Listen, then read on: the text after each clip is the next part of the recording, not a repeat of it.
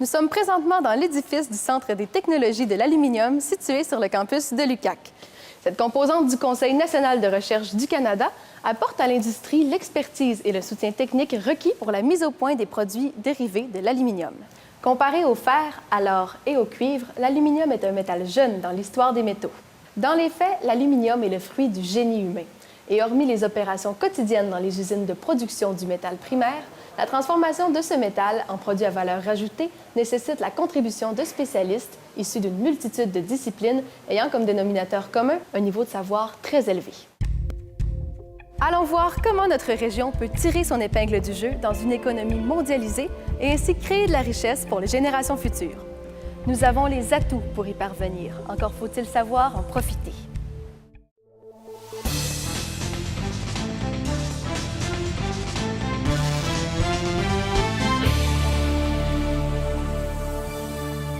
C'est en 1807 qu'un chimiste britannique, Humphrey Davy, soupçonne l'existence d'un nouveau métal qu'il baptise aluminium. D'abord utilisé pour fabriquer des bijoux de grande valeur et en quantité très limitée, le premier site de production industrielle d'aluminium sera construit par la société Pichinet dans la ville de Salindre, en France. Ce qui vaudra à ce bucolique faubourg français le vocable de berceau de l'aluminium. Dans les années 1890, d'autres sociétés de production d'aluminium sont fondées en Suisse, en France et aux États-Unis. Il faudra attendre jusqu'en 1926 pour qu'une première usine soit construite au Saguenay-Lac-Saint-Jean sous la gouverne d'Alcoa. Pendant la Seconde Guerre mondiale, une seconde usine est construite à Alma et on agrandit celle d'Arvida.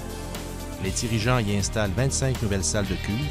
Cet ajout propulse Alcan à la tête d'un des plus vastes complexes de production d'aluminium au monde. En 1942, on estime à plus de 23 000 le nombre qui travaillent pour les divers projets d'Alcan. Au début des années 80, Alcan construit l'usine de Grande-Bay et l'usine de La Terrière. En 1998, on entreprend la construction de la nouvelle usine d'Alma et, en 2007, Rio Tinto acquiert la totalité des installations d'Alcan. Afin de distinguer les particularités entre les trois étapes de transformation du métal, allons voir quelques exemples des produits disponibles sur le marché. En règle générale, lorsque le métal primaire en fusion est évacué des cuves, il est coulé dans des moules en forme de plaques, billettes, lingots et, selon les procédés, en tige ou fil machine. L'étape suivante, soit celle de la première transformation, consiste à fabriquer des produits semi-ouvrés sous la forme de laminage, tôle, profilés, matériaux découpés et pièces moulées. La deuxième transformation, ou produit intermédiaire, se rapproche davantage des marchés de consommation courante: canettes, revêtements de maison, cadres de porte, blocs moteurs et pièces de machinerie. Quant à la troisième transformation, il s'agit de la dernière étape de fabrication ou produit fini prêt à consommer. Objets décoratifs et utilitaires, mobilier, portes et fenêtres, bicyclettes, moteurs et boîtiers d'ordinateur. En 1970, Alcan s'est effectivement intéressé à la première transformation et l'aluminerie exploitera 2 centres de transformation de produits semi-finis à Jonquière. D'abord à l'usine Lapointe, où l'entreprise fabriquait des tiges d'aluminium. Première étape dans le procédé de fabrication de fils et de câbles. Cette division est encore en opération et semble très dynamique. Par la suite, à son usine Saguenay, Alcan fournit un produit semi-fini. Les installations seront acquises en 2005 par Novelis. En 2005, Alcan ouvre une usine de pare-chocs à Saguenay et Rio Tinto Alcan, le nouveau gestionnaire, démantèlera les installations en 2008 pour les déménager dans l'État du Michigan. RTA concentrera dorénavant ses activités pour la production de métal primaire, mais accordera son appui aux PME d'ici. En 2010, l'entreprise lance un fonds de 1 million de dollars pour stimuler l'industrie de la transformation de l'aluminium et participe au développement de nombreux projets. Marc-Urbain Proulx, chercheur et auteur de l'ouvrage Vision 2025, était l'invité de Jean-Pierre Girard pour faire le point sur l'année 2011. Il confirme cette tendance, voulant que l'emploi passera dorénavant par les transformations ultérieures du métal primaire. On est une région d'aluminium.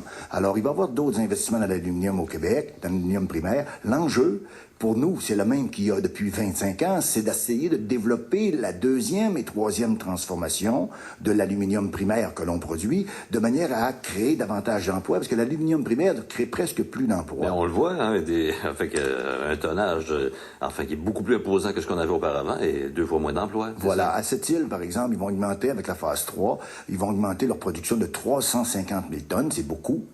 Et puis, ils vont créer seulement 300 emplois. Alors, bon, pendant la construction, bien évidemment, il y a de l'effervescence, puis là, il y a des emplois, mais après... Alors, c'est pour ça que l'enjeu, c'est toujours la transformation d'aluminium, évidemment, pour créer de l'emploi puis créer de la richesse.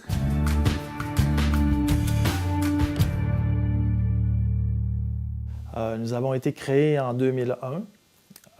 Suivant un historique, vous savez que la région donc, a produit de l'aluminium depuis 1927, de l'aluminium primaire.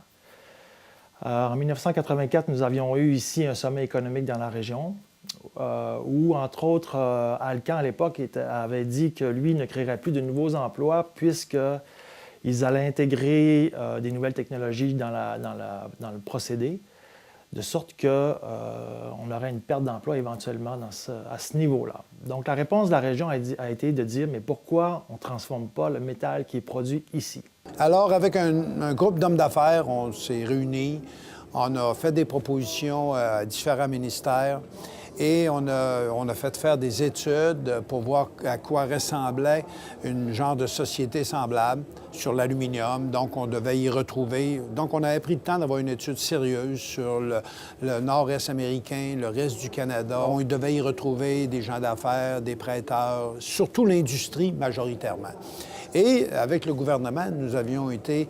on a eu l'occasion d'être les premiers d'avoir des crédits d'impôt sur la main-d'œuvre de 35 % parce qu'on prétendait à ce moment-là qu'on voulait faire de la transformation et que pour faire de la transformation, les connaissances de notre industrie étaient insuffisantes et il devait d'avoir. Or, c'est à ça que ressemblent les raisons pour lesquelles, au départ, la Société de la vallée d'aluminium existe. Aujourd'hui, en 2012, le travail de ces pionniers de la première heure a donné des résultats étonnants. En plus de positionner notre région comme l'un des pôles importants de la transformation de l'aluminium, la société soutient une grappe industrielle composée de plus de 80 entreprises spécialisées dans le domaine. Allons voir comment se présente ce regroupement. Bon, une grappe industrielle, en fait, c'est une concentration. Au sens théorique du terme, si M. Potter était là, lui qui a élaboré sur le concept, c'est une concentration d'expertise qu'on retrouve sur un territoire donné. Donc, une grappe industrielle définie en fonction d'un secteur d'activité. Ici, notre grappe industrielle, c'est qu'on a un producteur de métal primaire. On a donc des entreprises qui utilisent le métal primaire, donc on les a pour faire des produits soit finis ou semi-finis. On a des équipementiers qui supportent la production du métal primaire.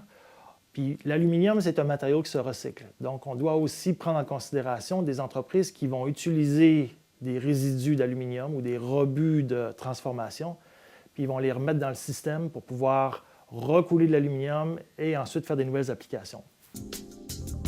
Pour comprendre la constitution de cette grappe industrielle et les emplois qui la composent, nous nous sommes inspirés d'un schéma réalisé par la Société de la vallée de l'aluminium et celui d'un groupe de chercheurs de l'UQAC réalisé en 2009 que nous avons modifié pour illustrer notre propos. Nous limitons cette description aux entreprises qui produisent, recyclent et transforment le métal. Nous considérons également les équipementiers de l'industrie. En premier lieu, on y distingue les 4 usines de Rio Tinto Alcan pour la production de métal primaire, les usines spécialisées dans la deuxième transformation ou produits semi-finis, les 40 PME qui fabriquent des produits à valeur ajoutée, les équipementiers ainsi que le recyclage. Si l'on soustrait les travailleurs attitrés aux opérations courantes dans les installations de Rio Tinto Alcan métal primaire, environ 3 500 employés, et que l'on considère seulement les emplois industriels, nous obtenons le portrait suivant. 346 emplois pour la fabrication de produits semi-finis, 627 emplois pour les produits à valeur ajoutée, plus de 1125 emplois pour la conception et la production d'équipements destinés aux alumineries. On y additionne les employés qui recyclent, environ 150, et il en résulte qu'environ 2250 personnes œuvrent dans les activités industrielles liées à la transformation de l'aluminium dans la région du Saguenay-Lac-Saint-Jean. Bref, depuis 1984, l'année où Alcan a informé la région qu'il fallait anticiper une diminution du nombre de travailleurs dans ses usines, il s'est créé des centaines d'emplois de haut niveau et un réseau d'entreprises qui transforment et exportent partout dans le monde. Il y a plusieurs façons de donner une valeur ajoutée au métal primaire. Dans les centres de coulée des alumineries, on peut déjà y donner une valeur ajoutée en faisant des alliages exotiques qui vont s'adresser au monde aéronautique, au monde aérospatial, militaire ou nucléaire. Et on peut déjà faire une première transformation, faire un demi-produit. C'est ce qu'on fait, entre autres, chez Ceradyne, ici à Chicoutimi. Ça prend, dans une usine, toute une gamme d'opérateurs. Ça va de l'opérateur journalier à l'opérateur spécialisé, peut-être un opérateur en machine-outil, opérateur de coulée, un technicien de laboratoire, technicien électrotechnicien pour faire l'entretien, la mécanique ou des modifications sur la machinerie. Ça prend des ingénieurs pour faire de la planification, faire du développement de produits. Dans nos PME, on a toute cette gamme-là d'employés qu'on a besoin. Comme il est possible de le constater, les opérations dans les usines requièrent la participation de travailleurs titulaires de DEP, de DSC et de BAC. Toutefois, en amont avec ces pratiques industrielles, des chercheurs de haut niveau ont développé des procédés techniques qui permettent à nos PME de profiter d'une expertise qui les avantage sur la concurrence mondiale. On a aussi, au niveau universitaire, mis beaucoup d'emphase sur la recherche dans le monde de l'aluminium, ce qui nous permet de former des gens à la maîtrise et au doctorat en ingénierie, mais qui sont vraiment spécialisés dans l'industrie de l'aluminium, soit sur les procédés de transformation, les procédés de mise en forme, ou sur les traitements de surface, comme à la chaire Sigel, qui cherchent des solutions pour le givrage atmosphérique. Des professeurs Samuel, où on travaille sur les alliages liés pour l'industrie automobile, ou au Cural, où on a un très beau centre de recherche où on travaille sur le friction stir welding, des nouvelles technologies, bien sûr, puisqu'on est dans le monde universitaire. Les étudiants qui vont faire leur maîtrise et leur doctorat, entre autres à l'UQAC, quand ils finissent leur formation ici à Saguenay, ils ont la possibilité d'aller partout dans le monde. C'est des formations de très haut niveau, mais il y en a une partie qui reste ici. On les retrouve dans la grande entreprise, on les retrouve certains dans la PME, on les retrouve dans des centres de recherche comme le CTA, ou on les retrouve dans les universités comme chercheurs ou professeurs. Et ça nous permet de donner accès à ce savoir-là à nos entreprises. Par exemple, grâce au service du CQRDA, où c'est notre travail de faire la liaison entre le savoir dans les institutions et la PME. En moins de 30 ans, grâce à l'expertise de nos chercheurs et à l'audace des PME d'ici, les entreprises de la région ont joint les rangs des consortiums mondiaux. Depuis 2005, la Société de la vallée de l'aluminium organise des salons où les PME sont invitées à présenter leurs nouveaux produits et à discuter avec leurs partenaires d'affaires. Nonobstant les réussites de nos entrepreneurs, il subsiste encore certains mythes qui ne tiennent pas compte de l'évolution de notre expertise régionale et des avancées technologiques du métal gris. Le premier mythe concernant la région, c'est qu'il n'y a pas beaucoup d'entrepreneurs et l'esprit d'entrepreneuriat est faible au Saguenay-Lac-Saint-Jean. Alors, quand on visite le salon puis on voit toutes ces belles entreprises régionales, quand on voit l'ensemble des PME et l'activité économique associée aux opérations de ces PME-là, on voit bien que l'entrepreneuriat est bien vivant. Le deuxième mythe, c'est que nous ne sommes pas très innovants ici au Saguenay-Lac-Saint-Jean. Alors, encore là, quand on fait le tour du salon puis qu'on voit la qualité des produits, mais aussi l'imagination et l'innovation qu'il y a à l'intérieur des produits, autant qu'à l'intérieur des usines et des procédés de fabrication, on voit très bien que la région est ouverte sur l'innovation.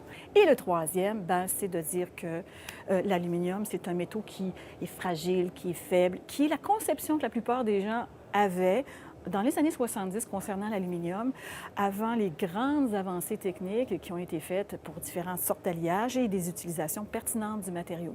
Et l'aluminium, c'est un matériau d'avenir. Et maintenant, on l'associe, nous, on voit le mariage naturel entre l'aluminium et la motricité électrique pour les transports. Bienvenue à cette conférence de presse pour le dévoilement du projet de fabrication du microbus électrique au Saguenay-Lac-Saint-Jean.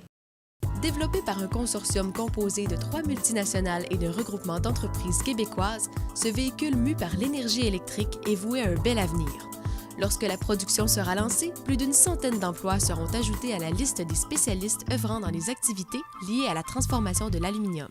Sans être exhaustive, nous avons effectué une revue de presse depuis la présentation du salon.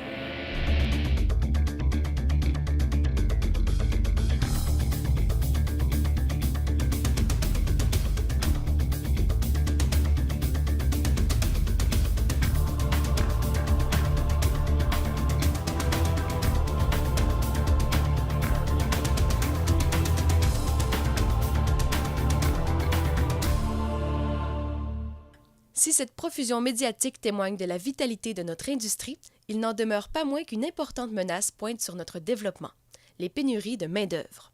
Tout est en place. Maintenant, il nous manque les candidats. On en a des bons, on en a quelques-uns, mais il nous en manque d'autres encore. Et on a les entreprises qui sont prêtes à faire travailler ces candidats-là. Alors, je les invite à se joindre à nous. De regarder ce que l'on fait, ce serait déjà un message intéressant. Puis c'est à nous ensuite à stimuler ces jeunes-là pour dire, regarde, là, on aurait besoin de toi éventuellement. Voilà, l'invitation est lancée. Des formations spécifiques à la transformation du métal gris débuteront bientôt. Des précurseurs ont créé la vallée de l'aluminium. C'est à nos jeunes qu'il revient de la faire progresser.